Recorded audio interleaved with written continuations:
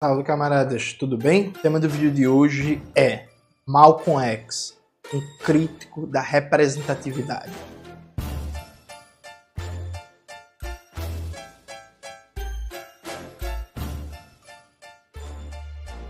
Antes de começar propriamente o tema do vídeo do canal, quero muito agradecer a você que ajuda a manter e melhorar nosso canal a partir do Apoia-se.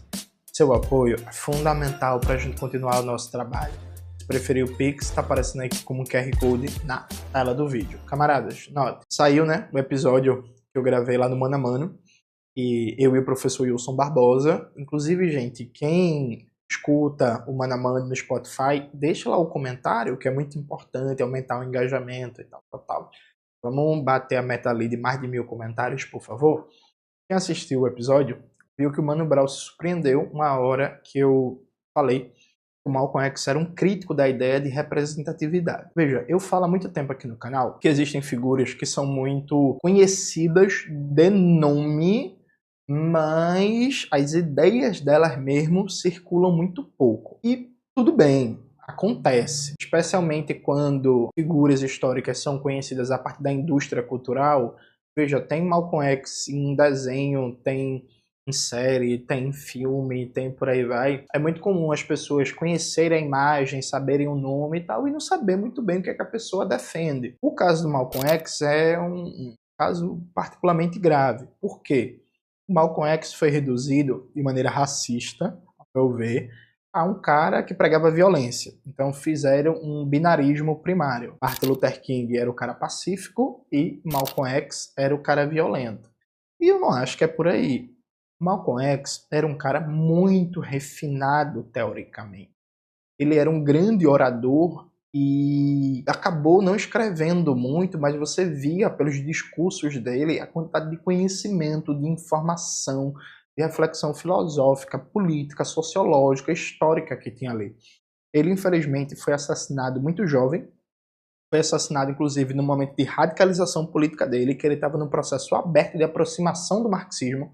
Veja, nunca afirmei que Malcolm X era marxista. Mas quando Malcolm X foi assassinado, ele estava claramente num processo de aproximação com o marxismo. E Malcolm X nunca defendeu essa ideia de representatividade e era um crítico disso. A partir de que prisma? Eu vou ler alguns trechos para vocês, mas antes eu quero explicar. Veja, Malcolm X entendia o racismo enquanto uma totalidade. Então, para Malcolm X, o racismo era algo que estruturava a sociedade estadunidense.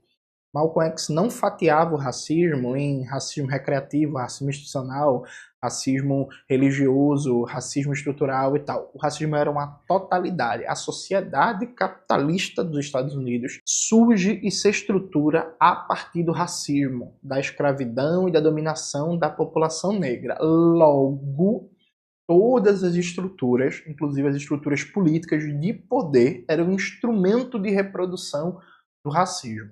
Neste sentido, não fazia sentido defender uma representatividade no âmbito dessa estrutura, porque essa estrutura, do ponto de vista ontogenético, se me permitem uma palavra difícil, ontogenético significa dizer a essência de nascimento do ser, ou seja, eu sou como eu sou porque eu sou muito da minha mãe e do meu pai. Isso vem da minha origem, né? Da minha origem biológica e da minha origem de criação. É algo ontogenético. A relação entre quem eu sou, minha personalidade, minha fisionomia com meu pai e com minha mãe. Então, assim, o racismo e o capitalismo dos Estados Unidos têm uma relação ontogenética. Não dá para, com pequenas reformas, pequenas modificações, tirar a marca do racismo da sociedade estadunidense. Não dá para você enegrecer as estruturas de poder. O que dá, e o que Malcolm defendia, e repito, cada vez mais, nos últimos meses de sua vida, numa perspectiva revolucionária marxista, é transformar as estruturas de poder, destruindo aquelas que estavam ali e construindo outras. Então, para Malcolm X, a questão não era representatividade. A questão era destruir o poder burguês racista nos Estados Unidos e construir outras formas de poder político, né, de organização social. Então, veja, Malcolm, ele tinha, diferente do que é a tendência majoritária do movimento negro hoje no Brasil, e não só no Brasil, ele tem uma perspectiva de poder. Hoje, as pessoas falam de poder político, mas na verdade elas estão confundindo, elas falam de governo. Governo e poder político são coisas diferentes. Eu gravei aqui um vídeo no canal bem amplo, a diferença entre governo e poder político. Acho que é esse o título mais ou menos, o Maxwell vai colocar aí na tela, tentando debater com mais profundidade teórica o que é isso. Veja, a ideia de que precisa ter mais negros nos partidos políticos, mais negros sendo candidatos, mais negros no legislativo, mais negros no executivo, isso não é projeto de poder, isso é projeto de governo. Isso é a ideia de mudar a composição étnico-racial do Estado burguês. E veja, tudo certo. Agora é preciso ter consciência que isso não é transformação do poder. Especialmente desde uma perspectiva de uma análise crítico-estrutural, compreendendo que esse processo de representatividade vai ser sempre um processo de minorias em espaço que vão continuar funcionando enquanto minoria. Ou, para dizer uma linguagem mais sociológica, veja, se a gente entende que o Estado no Brasil, o Estado capitalista dependente, ele é um Estado que funciona para reproduzir as condições de produção e não existe capitalismo sem racismo no Brasil, necessariamente um negro que chegue ao governo, por exemplo, ele tem duas escolhas. Ou ele trabalha para implodir aquela forma de poder político e construir outra, ou ele trabalha numa perspectiva de reformas radicais, de enfrentamento, para inclusive politizar e elevar a temperatura da luta de classes, para colocar como possibilidade histórica uma transformação mais profunda, ou ele de alguma forma vai gerir aquela estrutura. É claro que existem possibilidades maiores ou menores de mudanças nas políticas públicas e tal. Por exemplo, o Brizola, quando foi governador do Rio de Janeiro, ele fez um enfrentamento muito importante à política de segurança. O limite, claro os limites, mas assim, ele bateu o pé, por exemplo, para dizer que a polícia ia parar de fazer chacina na favela. Dá para fazer isso. A polícia vai deixar de ser racista? Não. Mas dá para você bater o pé e dizer assim, no meu governo não, e comprar os confrontos. A polícia não vai deixar de ser racista, vai ter organização, vai ter o contra-ataque, criar o factoide, né, a mentira, até hoje cai sobre o Brizola, de que o Brizola é responsável pela explosão da violência no Rio de Janeiro, coisas desse tipo, né? Enfim, vai ter contra-ataque, vai ter mentira, vai ter enfrentamentos e tal. Dá para fazer isso. Agora, dá para você, por exemplo, acabar com a polícia como existe hoje, como mecanismo de poder e de dominação? Eu acho que não, tá ligado? Inclusive, vale dizer aqui, fazer uma nota. Na América Latina, nos últimos anos, teve um debate muito importante sobre o novo constitucionalismo latino-americano, que parte de uma premissa de superar o paradigma liberal de democracia e de Estado e construir o que na Venezuela se chama de democracia protagônica. É uma ideia de uma superação da forma de governo liberal e da democracia representativa para uma democracia direta em um Estado em que a representação é reduzida sua importância frente à participação direta das massas na política. Esse debate, infelizmente, passou ao largo do Brasil, tirando algumas repercussões e ecos acadêmicos.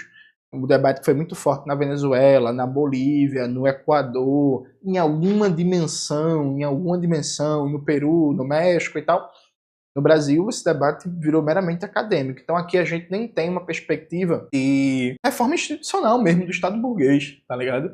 Inclusive o debate, que era muito forte no passado de reforma política, era um debate com uma pegada meio moralista, reduzido à ideia de contra o financiamento privado de campanha, que é importante, mas isso muda bem pouco, né, nos mecanismos decisórios do Estado burguês. Ainda hoje, se você perguntar para a maioria dos militantes, e aqui saindo até do movimento negro, indo para a perspectiva mais ampla, pergunta assim, o que é que tu acha que deveria ser feito enquanto mudança de forma de governo para democratizar a capacidade de decisão? A maioria dos militantes nem sabe, assim, nem pensou nisso. Tá ligado? Então, o nível do debate no Brasil, não só do movimento negro, mas agora voltando para o movimento negro, é um debate que não tem horizonte de poder. Quando você não tem horizonte de poder, você trata a forma de governo que está aí como se fosse eterna, aí faz até algum sentido defender a representatividade, porque você, se não tem horizonte nenhum de superar isso, aí beleza, essa porra vai ficar aí para sempre? Tá bom, faz até algum sentido fazer esse debate, representatividade e tal. Eu não acho que seja por aí. E Malcolm X também não. Aí vamos ver o que é que Malcolm X fala. Presta atenção aqui. Na página 126 a 127 desse livro aqui, publicado pelo Lavra Palavra, Maxwell vai colocar aí na tela, Há uma Revolução mundial em andamento, Malcolm X diz, na página 126, a nova abordagem de Kennedy era fingir nos acompanhar em nossa luta pelos direitos civis e por outras diferentes formas de direito. Mas eu me lembro da exposição que a revista Loki fez sobre a situação de Meredith, no Mississippi. A revista Loki fez uma exposição mostrando que Robert Kennedy e o governador Barnett haviam feito um acordo no qual o procurador-geral iria descer e tentar forçar a entrada de Meredith na escola. E Barnett ficaria na porta, sabe? E diria, não, você não pode entrar. Ele iria entrar de qualquer maneira. Mas foi tudo combinado com antecedência. Então, Barnett manteria o apoio dos racistas brancos, porque era nisso que ele se agarrava. E Kennedy manteria o apoio dos negros, porque era nisso que ele se agarrava. Isso foi um simples acordo. E não é um segredo, foi escrito. Eles escrevem sobre isso. Mas se isso era um acordo, e isso foi um acordo, quantos outros acordos vocês acham que rolam? O que você acha que está reto é, na verdade, mais retorcido. Irmãos e irmãs, que um pretzel, que é o que há de mais retorcido. Aí vem a parte central. Portanto, concluindo, gostaria de salientar que a abordagem que foi usada pela administração até hoje, veja, até a geração atual, foi concebida habilmente para fazer parecer que eles estavam tentando resolver o problema, quando na verdade não estavam. Eles lidariam com as condições, mas nunca com a causa. Eles apenas nos deram representatividade. A representatividade beneficia apenas alguns. Ela nunca beneficia as massas. E são as massas que têm problemas, não uns poucos. Aquele que se beneficia da representatividade, ele não quer ficar perto de nós de qualquer maneira. É por isso que ele se agarra à representação. Veja, isso é Malcolm X falando de representatividade, viu, gente? Assim? E aí, Malcolm X é muito preciso, porque, veja, é um fato que existem poucos negros vis-à-vis o que é a população negra na sociedade brasileira em cargos decisórios do Estado burguês. Sim, tem poucos negros em prefeituras, em câmaras municipais, em câmaras estaduais, no Congresso Nacional, na presidência, nos ministérios e tal. É um fato. Isso é, beleza, uma expressão do problema. Tá, e a causa disso? A causa disso é a dinâmica capitalista. Muda ter um negro no Ministério da Igualdade Racial, assim, muda ter um negro no Ministério dos Direitos Humanos, eu sinceramente acho que teria alguma mudança com todos os limites se a gente tivesse uma política antirracista no Ministério da Fazenda e do Banco Central. Aí sim, né? Eu sempre brinco, conversando com minha esposa, esse negócio que a galera quer colocar negro no governo, a galera quer colocar negro no governo em ministério que não tem orçamento, né? A Secretaria de Juventude, a Secretaria de Direitos Humanos, a Secretaria das Mulheres, oxente, bota a galera aí, pô, no ministério que manda nas coisas, pô, na secretaria que manda nas coisas, a Secretaria da Fazenda, nunca chega o discurso antirracista, né? Secretaria da Fazenda, Banco Central, Secretaria da Educação, Ministério da Educação, Ministério da Saúde, que é onde tem o dinheiro, onde estão os bilhões, onde tem realmente uma estrutura decisória maior, né? Com todos os limites do Estado burguês. Mas veja, mesmo a representatividade do Estado burguês ainda é uma representatividade presa a uma dinâmica acessória. Então pega aqui um ministério que ninguém liga, né, que não tem orçamento, que não tem quase corpo técnico nenhum para trabalhar, que não manda em porra nenhuma, que não vai ter influência nenhuma no trabalho do Ministério da Economia, do Ministério do Trabalho, do Ministério da Saúde, do Ministério da Educação, do Ministério da Agricultura, do Ministério das Relações Exteriores. Fica aí, pô, aí, representatividade, coisa linda, maravilhosa. Para mim, representatividade é baixar a taxa de juros, por exemplo, do Banco Central. Representatividade é acabar com a política de austeridade do Ministério da Fazenda e pensar, por exemplo, numa política de pleno emprego que pegue principalmente a população que está hoje na informalidade, que é 39% da força de trabalho. A maioria dessa população é a população negra. Política de representatividade mesmo é o Ministério do Trabalho enfrentar a escala 6x1. Boa parte, inclusive, deles e delas são pessoas negras, sabe? Isso numa perspectiva de usar esse espaço para atiçar o conflito político, a consciência de classes e os limites da sociedade capitalista. Então, o Malcolm X ele é muito claro. Representatividade é bom para alguns. É um exemplo que eu sempre dou, veja.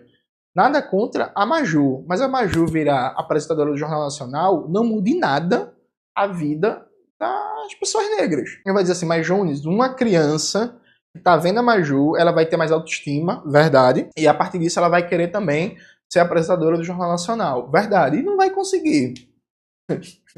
E não vai conseguir, porque o fato de ter um Joaquim Barbosa, o fato de ter uma Maju, o fato de ter uma Aniele Franco no Ministério, pode até ter um impacto na subjetividade, na consciência, na aceitação de pessoas negras que estão vendo isso. De fato, não nega essa importância, nunca neguei. Dito isto, esse impacto da subjetividade não vai provocar, por exemplo, mudanças na mobilidade. As pessoas vão querer chegar lá e não vão chegar, né? Porque é assim que o capitalismo funciona. E aí, o Malcolm X, na página 20 a página 21, o Malcolm X ele é fantástico quando ele diz o seguinte, é uma pergunta, né? Sistema perguntas e respostas, aí a pergunta é, qual sistema político e econômico Malcolm X quer? A Malcolm X responde, não sei, mas eu sou flexível. Como foi declarado anteriormente, todos os países que estão emergindo hoje, quebrando as correntes do colonialismo, estão se voltando para o socialismo. Eu não acho que seja por acaso. A maioria dos países que eram potências coloniais eram países capitalistas. E o último baluarte do capitalismo hoje é a América. É impossível para uma pessoa branca acreditar no capitalismo e não acreditar no racismo. Não se pode ter capitalismo sem racismo. É daqui que vem a famosa frase, viu? Não existe capitalismo sem racismo. Não se pode ter capitalismo sem racismo. E se você conversa com uma pessoa que expressa uma filosofia e te faz ter certeza de que ela não tem esse racismo em sua visão, normalmente se trata de um socialista ou de alguém que tem o socialismo como filosofia política. Jones é uma declaração isolada na obra de Malcolm X. É mesmo? Vamos lá. Deixa eu até deixar marcadas as páginas para não dar os trechos para Maxwell depois. Vamos lá. Na página 27, o Malcolm X diz: mas quando você começa a usar a palavra revolução em um sentido real, eles estremecem. Eles passam a classificá-lo como fanático, ou como um subversivo ou sedicioso, ou então como alguém que não se atém às leis. Mas hoje estamos vivendo em uma era de revolução, o que significa uma era de mudança, quando os povos que estão sendo oprimidos desejam uma mudança, e eles não querem uma mudança gradual. Eles não querem a mudança que venha ano a ano, ou semana a semana, ou a mês. Eles querem uma mudança já. São Malcolm X na página 27. Em outro momento do livro, na página 87, o Malcolm X fala diretamente da Revolução Chinesa. Veja. Também, em 1964, a China explodiu sua bomba, o que foi uma revolução científica para o povo oprimido na China, que sofreu por muito tempo. Fiquei muito feliz ao saber que o grande povo da China foi capaz de mostrar seu progresso científico, seu conhecimento avançado da ciência, a ponto de um país que é tão atrasado quanto o nosso continua dizendo que a China é e tão atrasado em comparação com o mundo e tão pobre pode desenvolver uma bomba atômica. Ora, eu tive que me maravilhar com isso. Isso me faz perceber que pessoas pobres podem fazê-lo, assim como pessoas ricas. Um pouco mais abaixo, ele diz: o poder nunca dá um passo atrás, apenas frente a mais poder. O poder não recua diante de um sorriso, diante de uma ameaça ou diante de algum tipo de ação amorosa não violenta. Não é da natureza do poder recuar diante de nada além de um pouco mais de poder. E é isso que os povos perceberam no sudeste da Ásia, no Congo, em Cuba e em outras partes do mundo. O poder reconhece apenas o poder. E todos que perceberam isso obtiveram ganhos. Veja, o poder reconhece apenas o poder. Sudeste da Ásia, né, gente? Sudeste da Ásia, China, Vietnã, Coreia, por aí vai, Congo, Patsi Lumumba, Independência, Cuba, Revolução Cubana. Então, veja, para o Malcolm X, existia sempre, desde o começo da sua obra, uma ideia de destruição do racismo. Essa ideia de destruição do racismo era muito mística, muito religiosa, influenciada pelas ideias do Elijah Muhammad. Depois o Malcolm X se afasta das ideias do Elijah Muhammad, inclusive para de dizer que todo branco é do demônio, passa a defender sim uma unidade de brancos trabalhadores contra o racismo, isso é tema para outro vídeo, e passa a se aproximar sim de uma perspectiva panafricanista mais laica, sem nunca deixar de ser muçulmano, uma perspectiva panafricanista mais laica, passa a defender uma revolução, passa a se aproximar do marxismo e compreender, desde uma perspectiva materialista mesmo, que a destruição do racismo passa pela construção de uma outra sociedade. Então, para Malcolm X, a questão não era democracia de brancos ou representatividade. A questão era democracia burguesa de brancos ou poder popular. Outra estrutura de poder, um contrapoder popular construído com protagonismo das pessoas negras, da classe trabalhadora negra, mas um outro poder. Então, assim, Malcolm X não era o cara da representatividade. Você não vai imaginar Malcolm X defendendo representatividade na Rede Globo, defendendo representatividade no STF, sabe? Você vai imaginar Malcolm X defendendo acabar com o STF, acabar com o monopólio privado da comunicação como é a Rede Globo, a SBT, a Band, a Record e por aí vai. Ah, Jones, eu discordo de Malcolm X. Show. Show. É isso. Show. Eu concordo. Eu acho massa, tá ligado? Agora, assim, não dá pra você, por exemplo, defender representatividade em nome de Malcolm X, viu? Aí não. E você, porra, tá sacaneando o nosso amigo, né? Aí se você quiser defender representatividade, você cita outra pessoa. Isso significa que a ideia de representatividade em si, como um todo, é descartável? Não. Já falei várias vezes, para mim, a ideia de representatividade é útil e necessária para as organizações populares. Se a maioria da classe trabalhadora é de não brancos, e isso é um fato, não tem sentido que o grosso das lideranças políticas, dos intelectuais, dos parlamentares, dos sindicalistas, das lideranças de movimentos sociais sejam brancos. Perfeito? Então, representatividade para mim é nas lideranças populares, dos intelectuais, nas lideranças políticas das organizações da classe trabalhadora. Então, se a gente está realmente construindo um movimento político com a classe trabalhadora, esse movimento político vai necessariamente se enegrecer, porque a maioria da classe trabalhadora não é branca, né? Diga-se de passagem. Perfeito? Aí eu defendo e defendo muito a ideia de representatividade. Agora, eu não vejo sentido em defender representatividade para o Estado burguês. Quando eu fui candidato ao governo do Estado de Pernambuco, eu destacava que eu era o único negro candidato ali por um motivo bem simples. Porque eu era o único trabalhador e o resto era tudo burguês. Tudo de família rica. E aí, como é característico no Brasil, burguês de família rica é branco, gente. É galeguinho, do olho azul. Então fazia esse debate sim. Fazia. Se eu for candidato na próxima eleição, eu vou fazer de novo. Destacando aqui, ó, isso aqui é tudo playboy. Tudinho, playboy, filho de papai, nunca trabalhou na vida, nunca pegou o busão. É tudo rico, governando para rico, defendendo o interesse de rico. Eu sou o único negro e trabalhador aqui. Dito isto, meu debate de campanha não foi um debate centrado na ideia de representatividade. Foi na ideia de que ó, é preciso ter um trabalhador que no Brasil significa, na maioria dos casos, ser uma pessoa negra, trabalhador, alguém que você deposite seu voto, seu apoio político, porque esses outros caras, brancos, burgueses, não representam. Não podem representar, porque eles são de classes diferentes. Perfeito? Acho que é isso, galera. Espero que vocês tenham gostado do vídeo hoje do canal. Não esqueça de se inscrever no canal, ativar o sininho, curtir esse vídeo, compartilhar tudo isso que vocês já sabem. Um beijo e até a próxima.